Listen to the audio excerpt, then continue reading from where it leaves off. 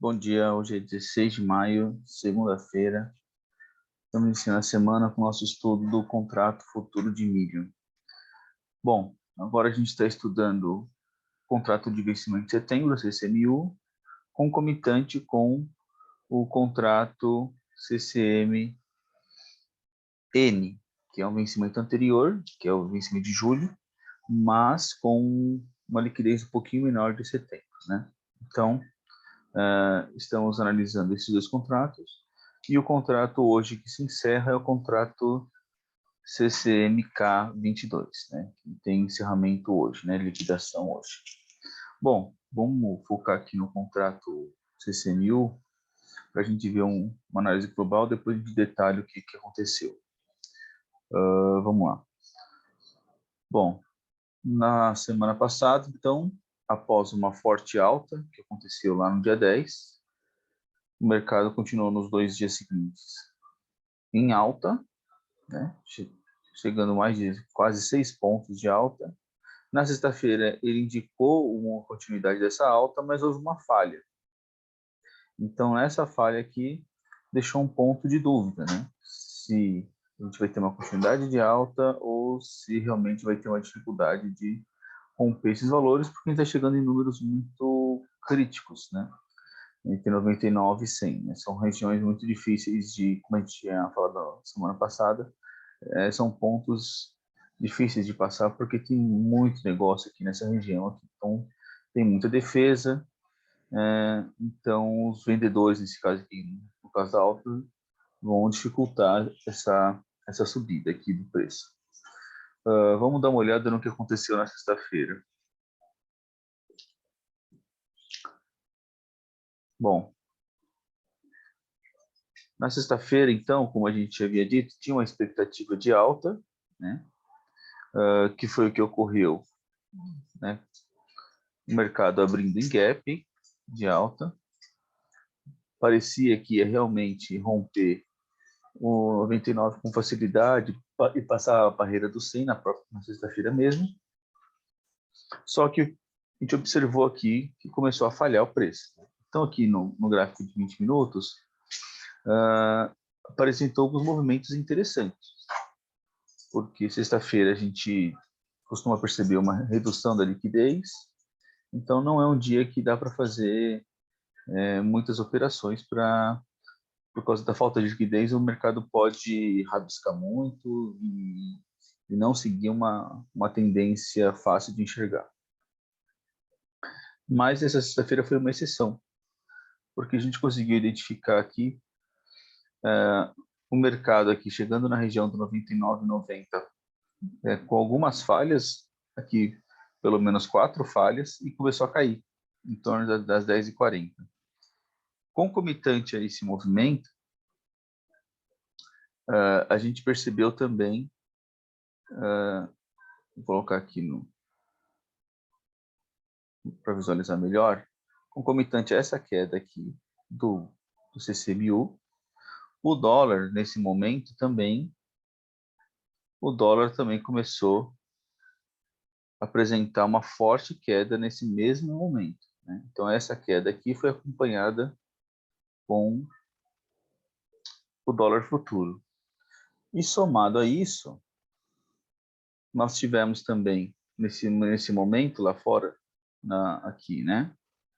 Na Bolsa de Chicago, no milho de Chicago, a gente também percebeu, né, até com uma certa antecipação, o que facilitaria a análise do movimento, uma forte redução nesse momento em torno de 10, 11 horas.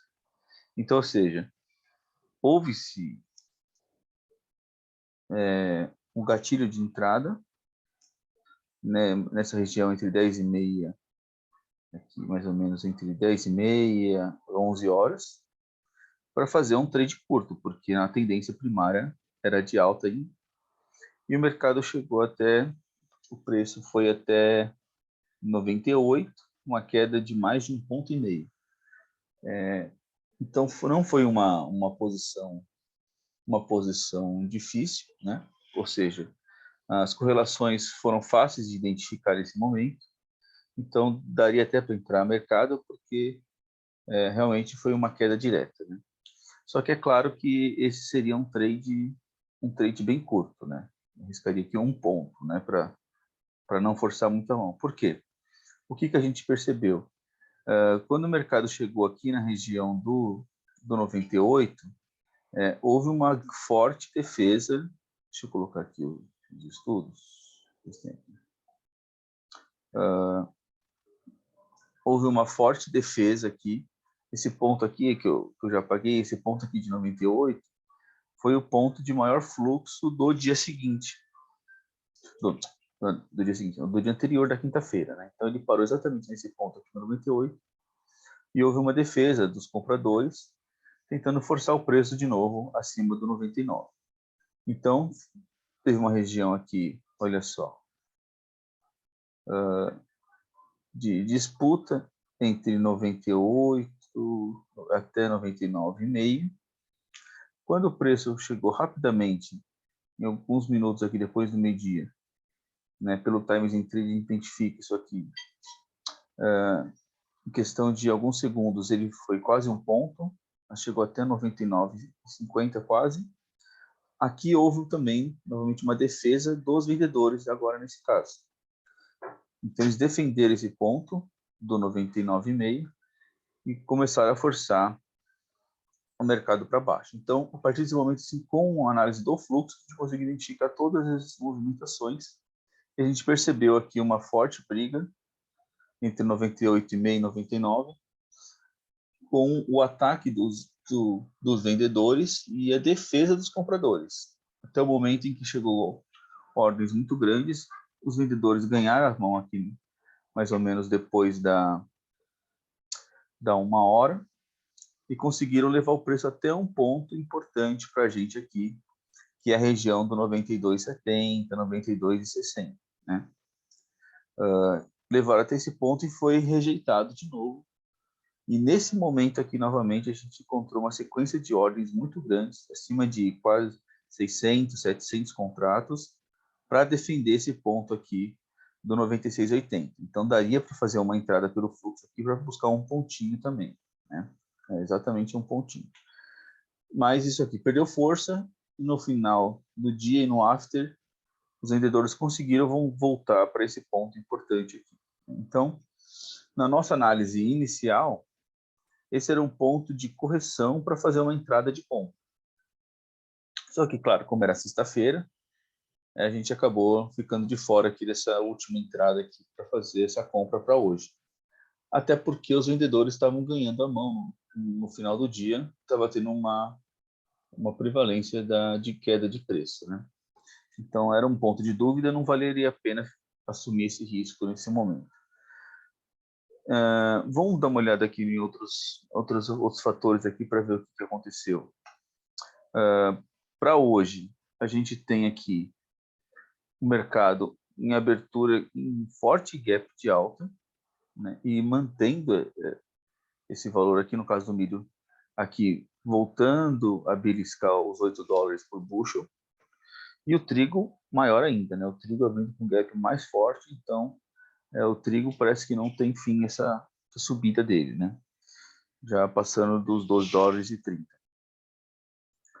O petróleo praticamente estável, baixou um pouquinho, subiu um pouquinho, tá em torno de $110 o Brent, e a soja também com um leve gap de alta acompanhando as outras commodities. O número de contratos abertos aqui, a gente percebeu um forte aumento aqui do contrato N, então a gente vai ficar mais de olho também no contrato N, porque teve um aumento grande de posição. Isso é um indicativo de que o pessoal está começando a dar muita atenção para o contrato N, porque a liquidez está boa e o vencimento é mais próximo. Então, não dá para desprezar o contrato N. E uma ligeira queda de contratos abertos do contrato U, né? Quanto ao volume, na sexta-feira que surpreendeu um volume muito alto. Os 3 contratos, até no contrato K que está encerrando, também teve um volume acima da média dos dias anteriores, mas o contrato U, olha só, passou dos 600 milhões de reais.